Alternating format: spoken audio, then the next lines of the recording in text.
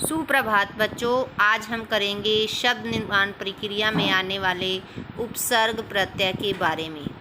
बेटा, हम जानते हैं कि हम बोलचाल में अभिव्यक्ति करते समय विचारों की हम चाहते हैं कि कम से कम शब्दों का प्रयोग करें और उसके लिए हमें नए शब्दों का निर्माण करने की आवश्यकता पड़ती है। तो हम उन शब्दों का निर्माण कैसे करते हैं? कई बार हम आरंभ में और कई बार अंत में कुछ शब्दांश जोड़कर नए शब्दों का निर्माण करते हैं। तो कई बार दो या दो से अधिक शब्दांशों को जोड़कर नए शब्दों का निर्माण करते हैं। इस तरह कई बार अर्थों की अभिव्यक्ति हेतु जो नए शब्द बनाए जाते हैं उसे शब्द निर्माण प्रक्रिया 4 प्रकार से होती है: उपसर्ग लगाकर, प्रत्यय लगाकर, संधि द्वारा, समास द्वारा। अब हम पढ़ेंगे सबसे पहले, देखिए उदाहरण देखिए। अ जमा ज्ञान क्या बन गया? अज्ञान। ये बन गया हमने उपसर्ग जोड़कर। अ जो है ये यानी कि शब्द के आरंभ में जोड़ा है, इसलिए ये उपसर्ग है। अगला उदाहरण देखिए, मानव जमा ता, मानवता। ये पीछे हमने ता शब्दांश जोड़ा है, ये प्रत्यय के कारण हो गया बेटा।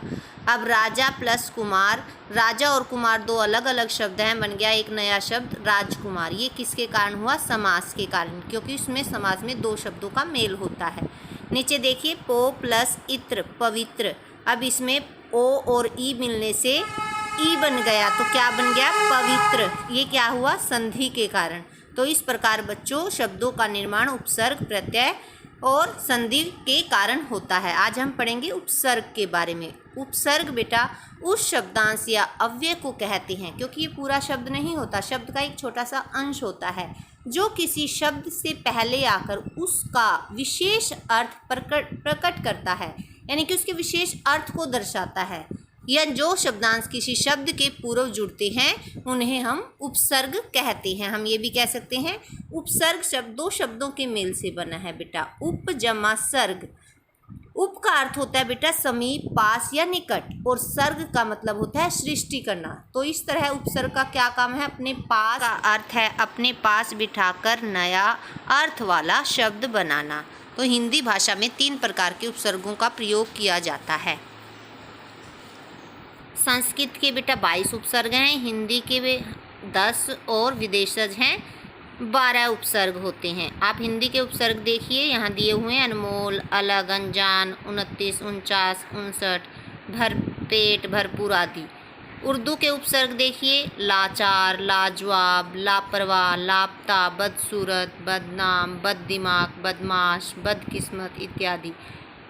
बेकाम, बेअसर, बेरहम, बेईमान, बेरहम, कमज़ोर, कम दिमाग, कम जात, गैर कानूनी, गैर ज़रूरी, गैर हाजिर, गैर सरकारी, खुशनुमा, खुशगवार, खुश मिजाज, खुशबू, खुश दिल, खुशहाल, नाराज़, नालायक, नामुमकिन, नादान, नापसंद, नादान इत्यादि। ये हमारे क्या हैं बेटा?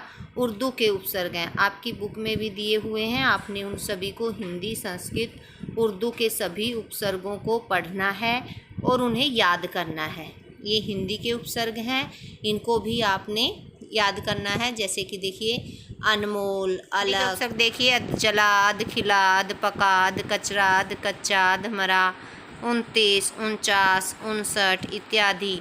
भरपेट, भरपूर, भर दिन, दुबला, दुर्जन, दुर्बल, दुकाल, निगूढ़ा, निडर, निकम्मा, अछूता, अथाए, अटल, निषेध। अब ऐसे ही अंग्रेजी के उपसर्ग देखिए बेटा: सब जज, sub committee, sub inspector, deputy collector, deputy registrar, deputy minister, viceroy, vice councillor, vice president, general manager, general secretary, chief minister, chief engineer, chief secretary, headmaster, head clerk इत्यादि। अब ये देखिए बेटा, कुछ उपसर्ग ऐसे हैं जो उनके अलावा अव्यय उपसर्ग संज्ञा, सर्वनाम और विशेषण से बनते हैं। ये दिए गए हैं, आप इन्हें पढ़ें: अधपतन, अधोगति, अधोमुखी, अंतःकरण, अशोक, अकाल, अनीति, अधर्म, अज्ञान, चिरंजीवी, चिरकुमार, चिरकाल, चिरायु, पुनर्जन्म, पुनर्लेखन, पुनर्जीवन, पुनर्निर्माण, पुनरागमन, बहिर्गमन, बहिर्जगत, बहिष्कार, बहिर्द्वार, सज्जन, सत्कर्म, सदाचार, सत्कार्य इत्यादि। ये बेटा सारे जितने भी उपसर्ग हैं ये संज्ञा, सर्वनाम और विशेषण से बनने वाले उपसर्ग हैं। इस प्रकार कुछ उपसर्ग और भी हैं बेटा, आगे आप देखिए। इन उपसर्गों को आपने याद करना है कि दो उपसर्गों से कैसे कोई शब्द बनाए जाते हैं। कई बार एक ही शब्द में दो उपसर्ग मिले होते हैं, जैसे नीर जमा आ जमा करण। इसमें नीर आ दो उपसर्ग हैं और करण जो है वो सार्थक शब्द है। हाँ बेटा, एक बात ध्यान रखना, कोई भी अगर शब्द का निर्माण करते हैं आप उपसर्ग लगाकर, उपसर्ग के बाद आप जो भी शब्द लगाते हैं वो एक सार्थक शब्द होना चाहिए, यानी कि उसका अर्थ होना चाहिए। बिना सार्थक वाला शब्द नहीं माना जाएगा। फिर जैसे अन जमा आ जमा हार, अनाहार। सम जमा आ जमा चार, समाचार। तीनों का मीनिंग, ये सम हो गया उपसर्ग, आ हो गया उपसर्ग, चार हो गया एक सार्थक शब्द।